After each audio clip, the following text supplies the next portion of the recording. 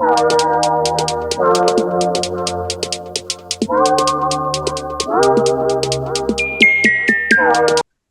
everyone, and welcome back to Gridiron 2024. Dr. Ron Poniewasz and Professor Larry Kelly. We are your Gridiron team.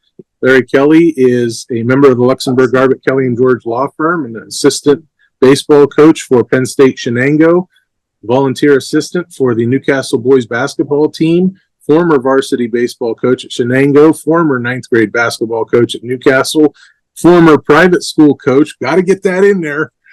That was in his heel turn. The Holy Redeemer 5th and 6th grade girls basketball team. Never had more fun coaching in my life than I did on that team. And we are in Doctober, one of our favorite parts of the year. And Larry, do you like nostalgia? Are you a fan of? I love nostalgia. That's what old guys do. We reminisce. How about reminiscing on this? There we go. Well, let me identify everybody there. From left to right, of course, is Joe George. Larry Kelly, before he had gray hair. My partner for 40 years, Chuck Garbutt, and Chuck Sapienza. My man Chuck Sapienza used to work with LGKG, now the solicitor for the Newcastle School District, and a former Westminster Titan and Newcastle Red Hurricane football player. So you could either say, look what coaching and being a friend of horses does to my hair, or else look what working on a podcast with Poniewasz does. That's just old age, brother. That's all. It's just old age. I'm glad I still have a little bit left. I'm just happy. You got to be thankful for what you have. Right. Okay, this week on Athlete of the Week, we're on our segments. We'll have Athlete of the Week. We'll do a little bit of both. We'll talk about our actual print Athlete of the Week, plus throw in some football players that had big-time performances. Larry Kelly will go crazy on his Red Hurricane Minute. He's got plenty to say, I'm sure. And we'll have a couple other segments in our talking points, and then our schedule portion, which, again, will be another week where we have games on Friday and one on Saturday. But first off, Athlete of the Week. This week, we hit the links. A golfer, Santino Toscano of Wilmington High School. He won the District 10 Class 2A Golf Championship boys. He scored a 67-76 aggregate 143 at Meadville Country Club. He became the second District 10 golf champion for Wilmington. The previous winner that they had was Erica Hoover at Wilmington. So what a performance for Santino Toscano, especially getting it started right, a 67 opening round. Well, here's what was interesting. As I understand it, he was 1 under for, the tournament, which is 2 18-hole rounds, 36 holes. And he shot a 76 on the second round, and it's my understanding he had a 9 on the last hole. So it depends how they played the nines. I think that's a par 3. So he went 6 over on the last hole, or that 76 would have been a 70, and he'd have been 3 under for the tournament. He's a player, but Santino comes with pedigree. For those of you who don't know, Harry Toscano is his grandfather, and Harry Toscano, without question, is the best golfer to have ever played golf from Lawrence County. He played at least 10 years, maybe a little more, on the PGA Tour. He was one of the top 100 golfers in the world. You know how they have a Q school qualifier to get on the tour? He won it. Harry Toscano won it. He also played on the senior tour for several years. And in that qualifier, I think he finished second. So young Santino, he has good pedigree, and he has a good coach, because I know that I see his grandfather Harry out there with him at Newcastle Country Club, often working with the young man. So Santino has tremendous talent. His father, Santino's father, Tony, was a tremendous basketball player for the Red Hurricane. He was the MVP in Section 3 many years ago. So young Santino has good pedigree. His father, tremendous athlete. His grandfather, tremendous athlete and a professional golfer.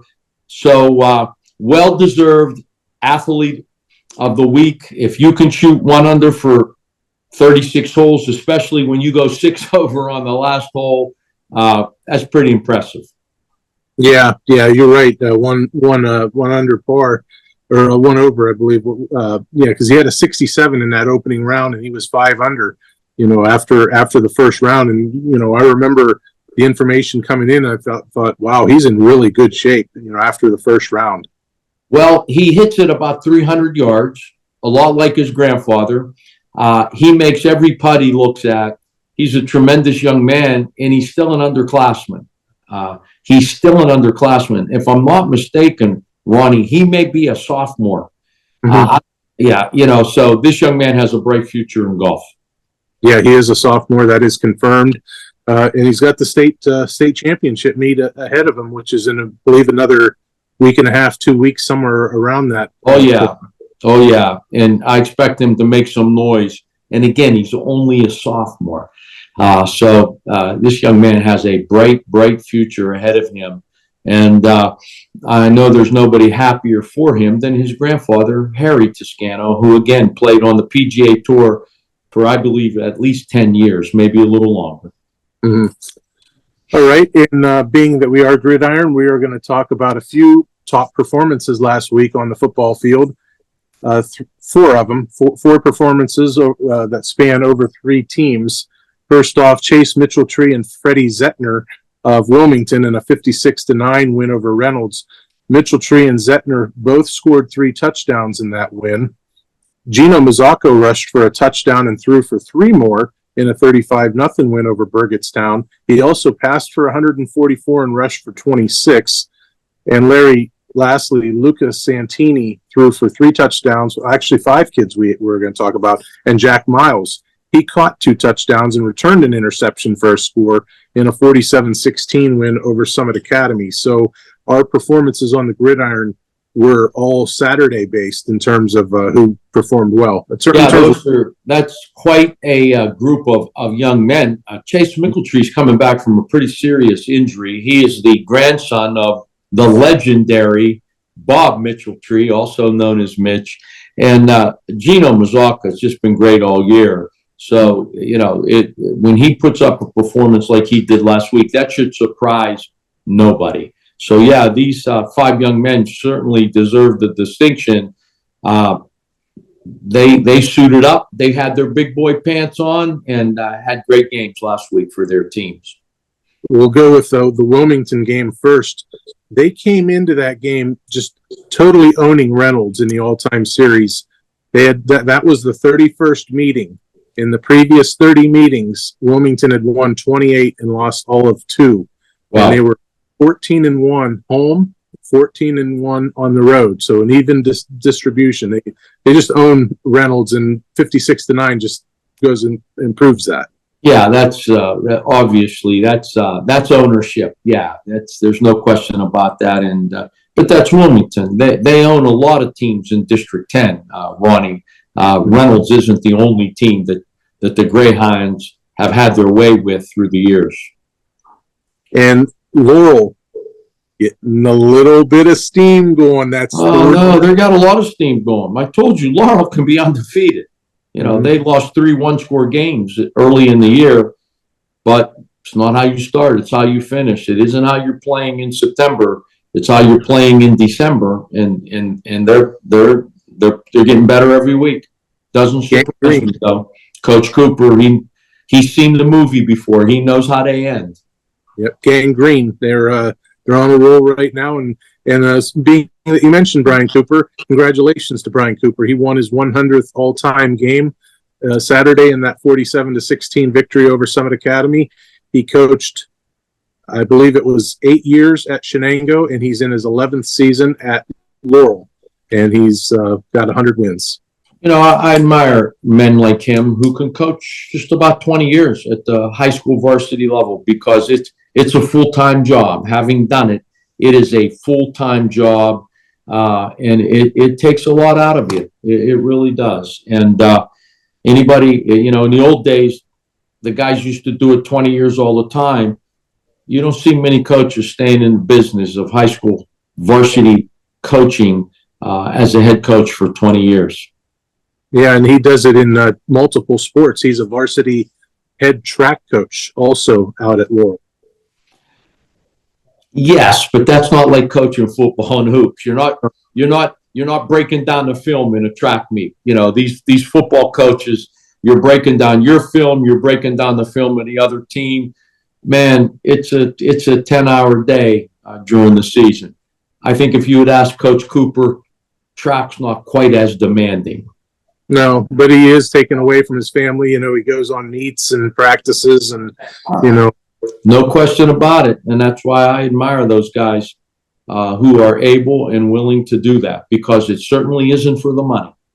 And he's got to delegate authority too, because, you know, there's lifting programs and things like that. And while he's out coaching a meet, he's probably telling an assistant football coach, you know, make sure you're in the weight room with these kids. And Ronnie, championship teams at the varsity level in every sport is 10 months a year. Yeah. Newcastle basketball, I say this often, we had 2 months off, April and August. Other than that, we were in the gym, we were in the weight room, we were playing fall leagues, summer leagues. If you want to be a champion, that's what you need to do. Now, I mean, some schools, they don't want to pay that price. You know, they don't want to pay the price to be a champion. But that's the price you have to pay if you want to do it.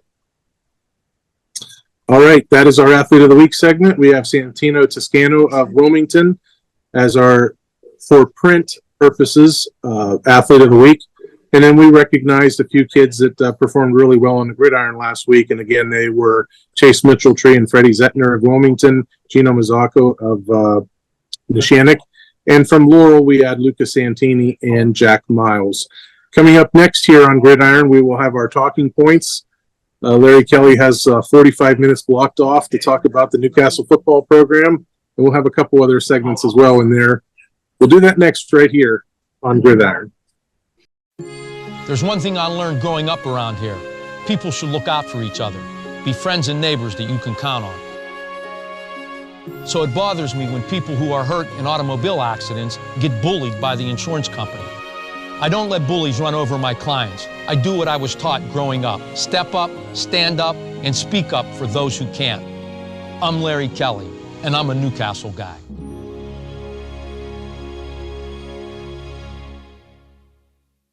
We're back with you here on Gridiron. This is going to be our talking point segment.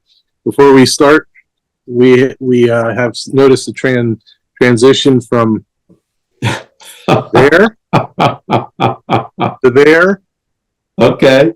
To there. There you go. Well, thank you. The first picture was a picture right out of college, and that was my Jimi Hendrix look. I think I went 3 years without getting a haircut. The second picture obviously was about probably 20 years ago. It was in the middle of my legal career, and now this is what you got. So it is what it is, Ronnie, as they like to say. Mm-hmm. Yeah. All right. So talking points, our Red Hurricane Minute. Newcastle's coming off a road loss to Montour last week, 51-6, I believe it was. Larry Kelly, what do you have to say about the Red Hurricane? Yeah, look, I think what is disappointing to the coaching staff, and in particular Coach Mazzacco, because I know him, is that Newcastle had 18 penalties for 155 yards, and that's unacceptable. That's a lack of discipline. And if there's one thing that Freddie stands for and preaches is, again, self-discipline, laser focus, mental toughness. And one of those penalties, as I recall, because I watched the game, when the game was still, when it was still a contest, there was an unsportsmanlike conduct penalty when Newcastle had the ball inside the 10-yard line that backed them up 15 yards when it was still a game.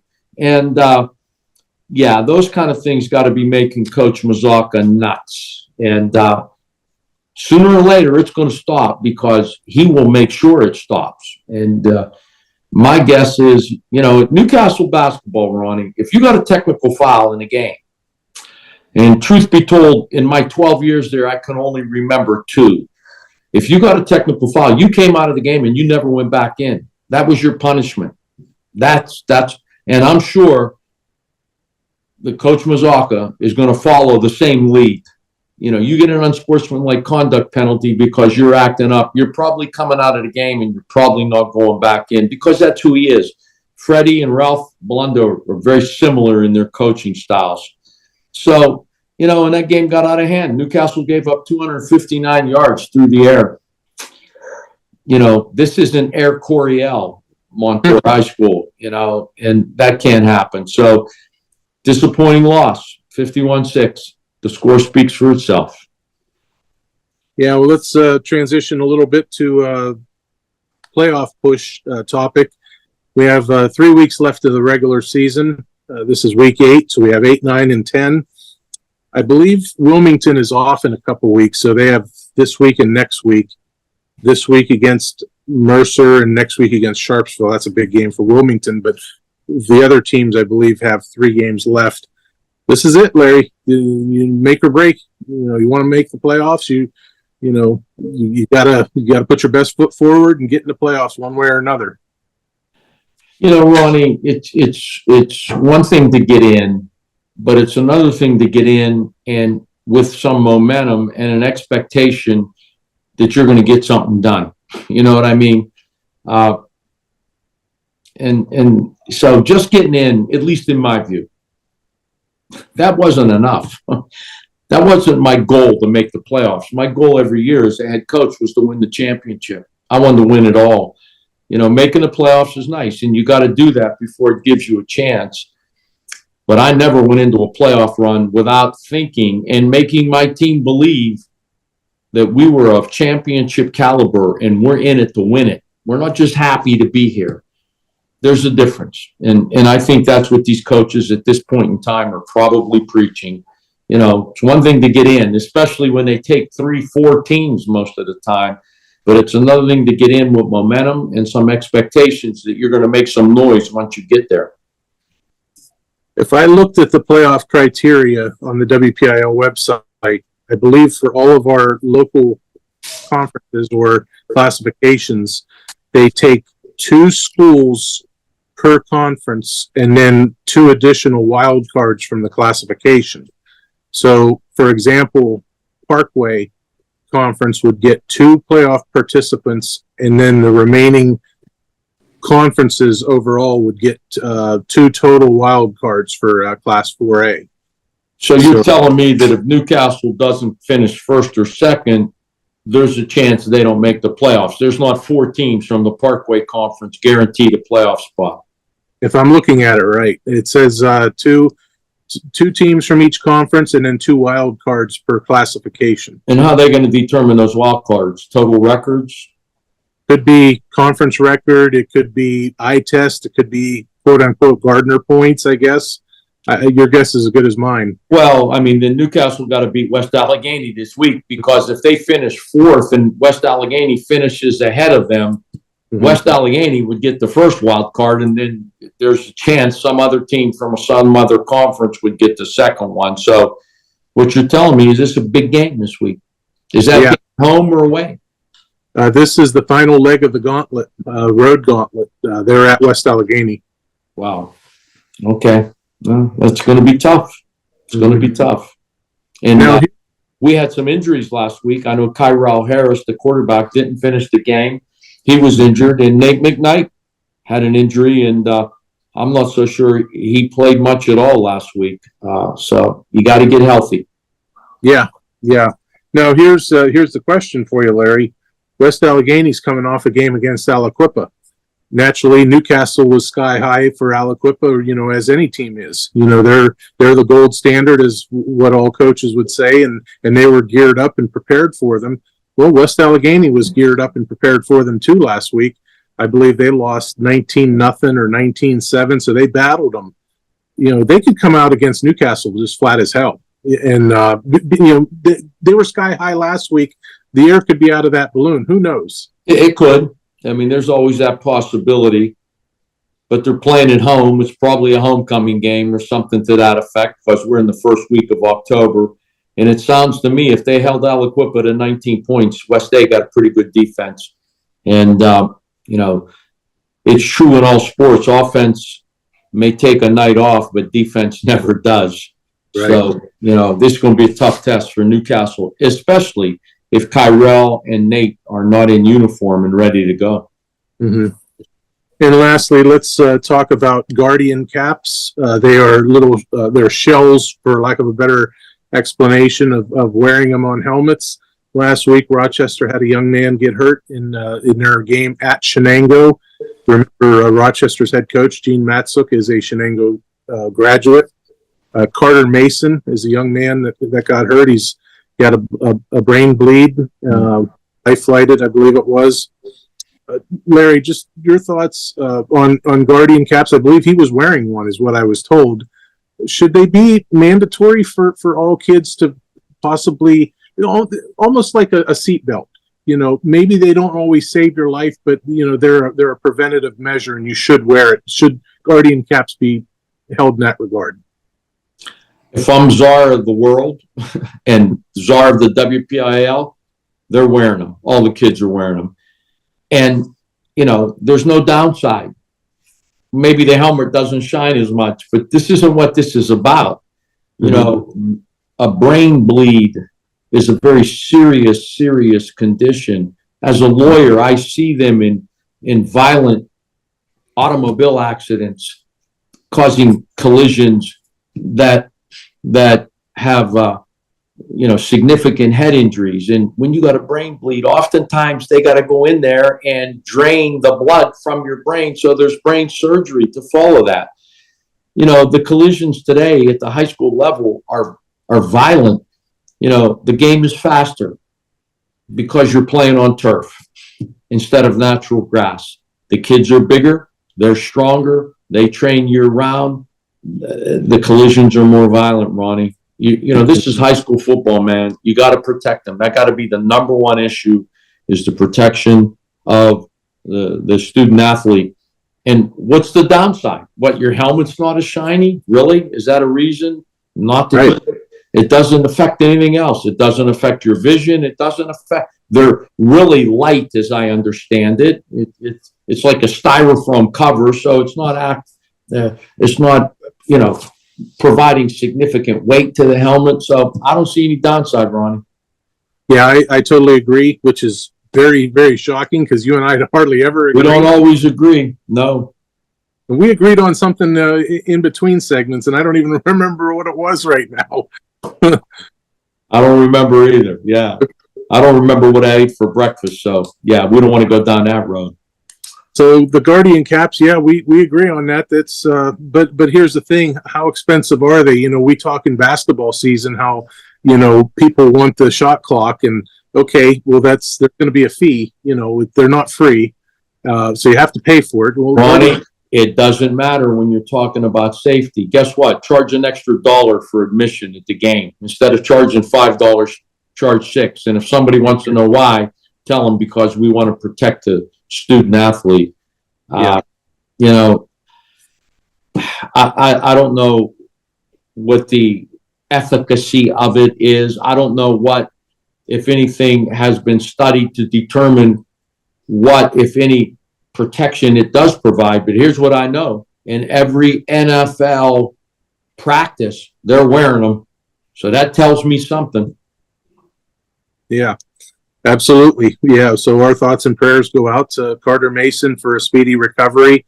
We're thinking about him and his family, and all the best to Carter and his family for Carter for a speedy recovery. That's a scary thing. A subdural hematoma is what it's called. And as I said, oftentimes to relieve the pressure, they got to go in and do brain surgery. And hopefully that wasn't the case here. I don't know if it was, but hopefully not. Right. Okay, that is our talking points. We will be back here on Gridiron for one more segment. It is our schedule segment, so don't go away. I became an attorney because I believe in hard work, fairness, and human decency. In a word, justice. Our workers' compensation clients deserve justice because in an instant, their hard work turns into hard times when they get hurt on the job. No doubt, life is tough, but so am I. I've been fighting all my life, and I'll keep fighting for you. I'm Joe George, and here in Lawrence County, it's personal.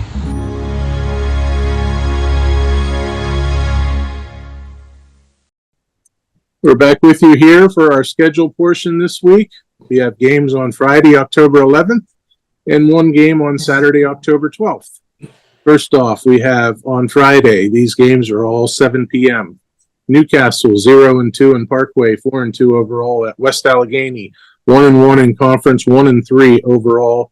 As we mentioned in a previous segment, the Indians were very competitive last week with Aliquippa, and you just never know. You might catch West Allegheny on a down week for them because they were so sky high last week.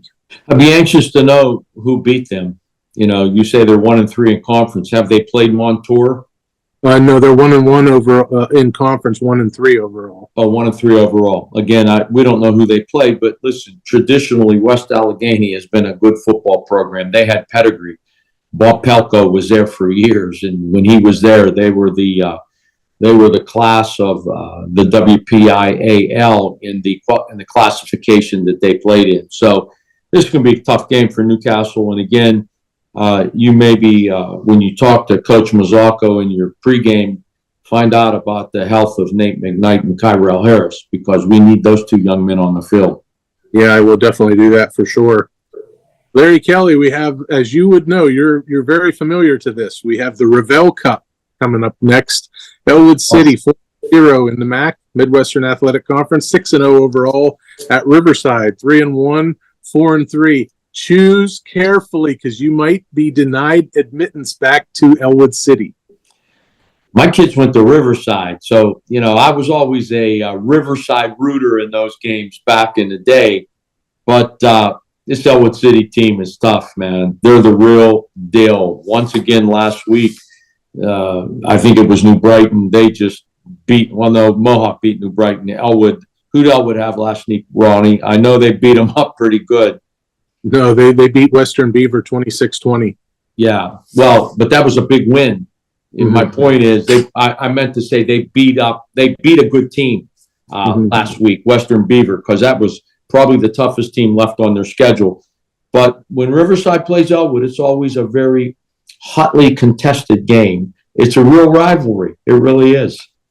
I think next week Ellwood has Union, if I remember correctly. Yeah. So Ellwood City is 6-0 for the first time since we mentioned this last week. Do you remember? The Reagan administration. You remember the year? The Bush administration. HW. No, a year. Can you give me a year? Not administration. I thought you said it was like 2003. Well, for 6-0, it's 1986. You were on track with the administration the first time, but in terms of a year, that's what I was looking for. Oh, it was the Reagan administration. Okay, I knew I was right. Yeah. Now, a win gives them 7-0.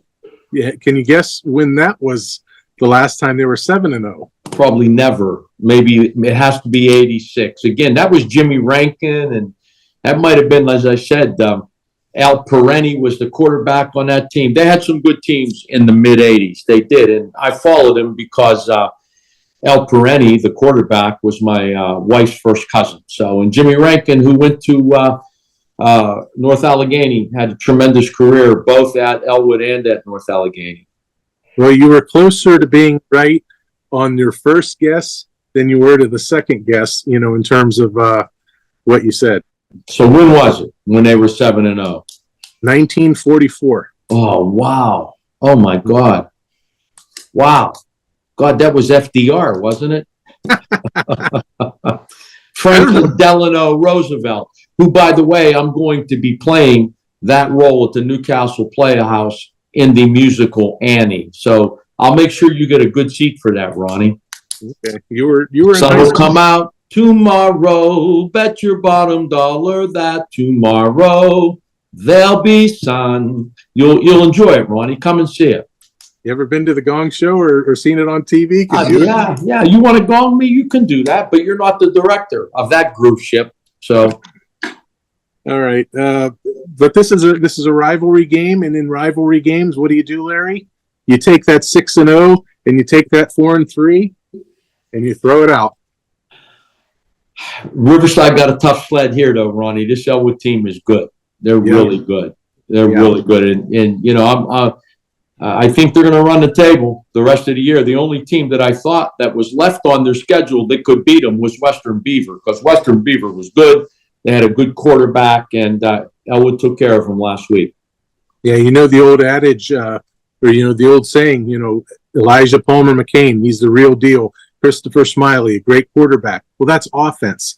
Last week, they had 2 stands inside the 10-yard line where Western Beaver had penetrated inside the 10. Wow. They took away for 0 points. There you go, baby. That's what I'm talking about. Defense wins championships, Ronnie. Defense wins championships. It also travels, and it's going to need to travel again Friday night because, Riverside's going to run the ball. It's going to be like Army-Navy all night. That's what they do. They run the ball at Riverside, and they run it pretty well. So yes, they do. All right, here's another rivalry game for us. This involves 2 county teams, 2 Lawrence County teams. Shenango 1-3 in the Big 7, 1-4 overall. Shenango's win is a 25-20 decision over Northgate. They play at Laurel, which is suddenly turned it on. As I said, they're going to go on a 4-game winning streak in the conference, and this is that last leg of it. 3-0 in conference, 3-4 overall. So big game for both teams. listen, when I coached baseball at Shenango, I learned very quickly that Laurel was a rivalry. I never realized how big of a rivalry it was. But, man, it was. It's hotly contested, those games. So this ought to be a great game. It really, really should be a good game. 2 evenly matched teams. Mm-hmm.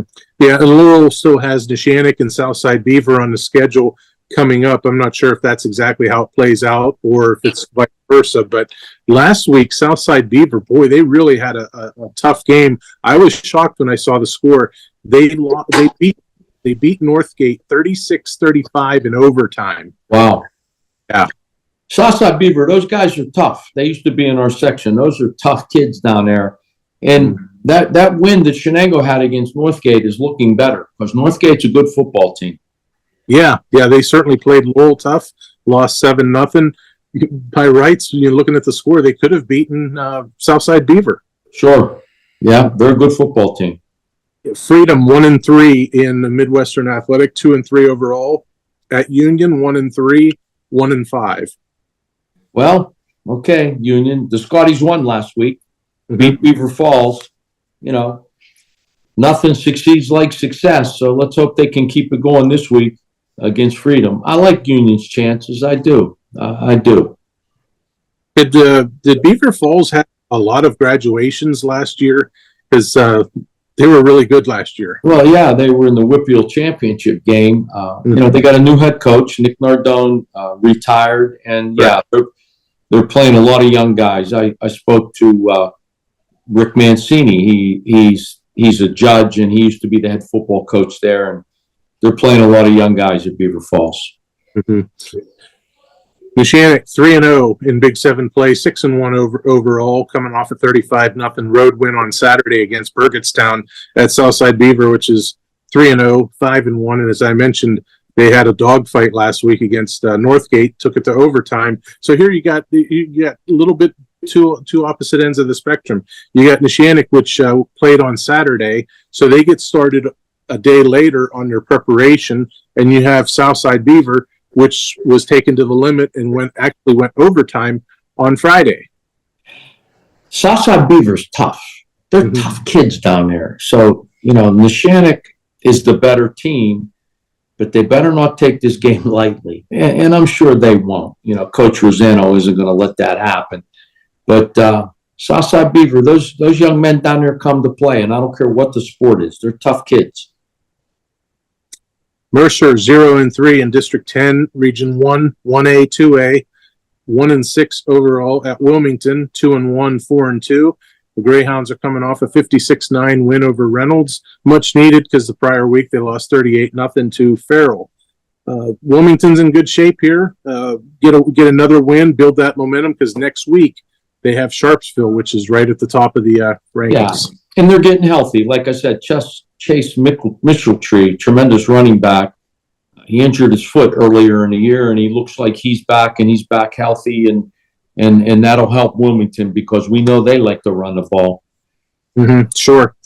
Again, those games are Friday at 7 p.m. We have one Saturday contest.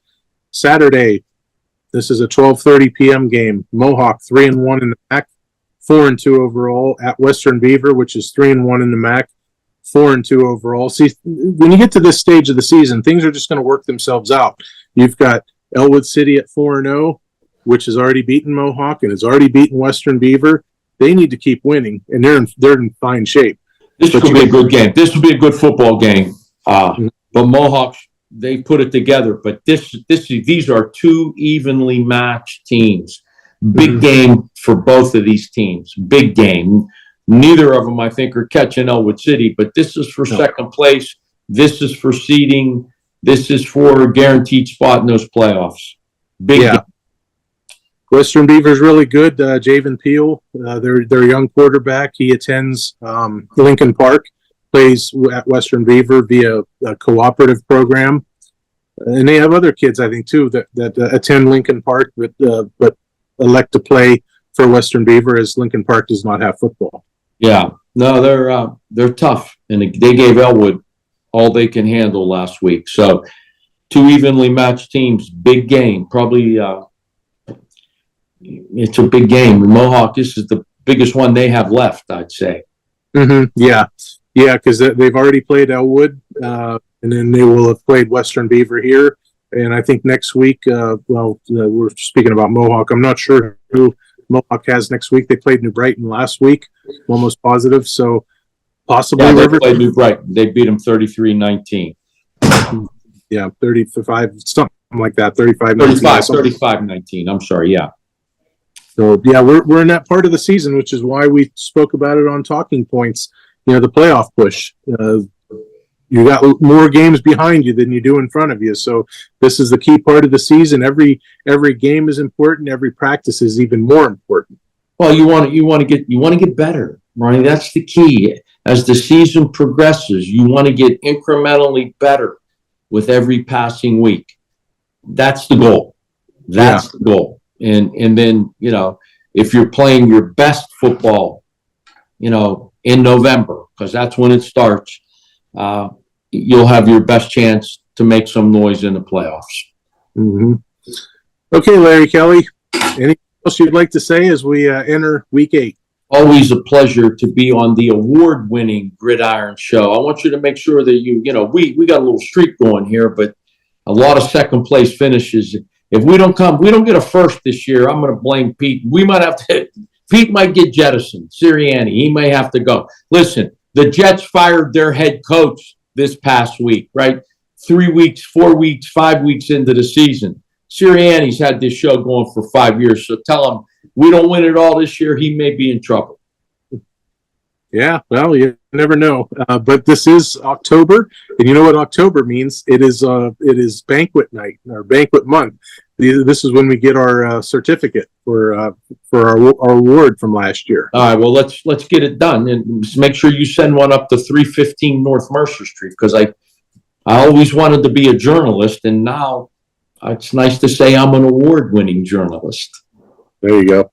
All right. Well, everybody has had a little bit of time to chew on it, and Larry says he was a Jimi Hendrix guy with this photo. Jimi Hendrix. I think I went 3 years without getting a haircut at Slippery Rock University. I had a hard time getting my baseball cap over that haircut, or lack thereof. I'm thinking this picture was a picture taken for publicity as he was trying to get on the Starsky and Hutch show. He wanted to be a character on Starsky and somebody once said I look like Starsky in that show. So there you go. Maybe there you go. Yeah. All right, my brother. We'll chat next week. Yep. Thank you for joining us. Thank you for watching us, everybody. We'll be back next week as we enter week 9. We'll see you then. My answer to you is I wouldn't have fired Derek Shelton, but when I know that Francona's on the market, if he's interested in coming to Pittsburgh, I'm firing Shelton. I'm hiring Francona.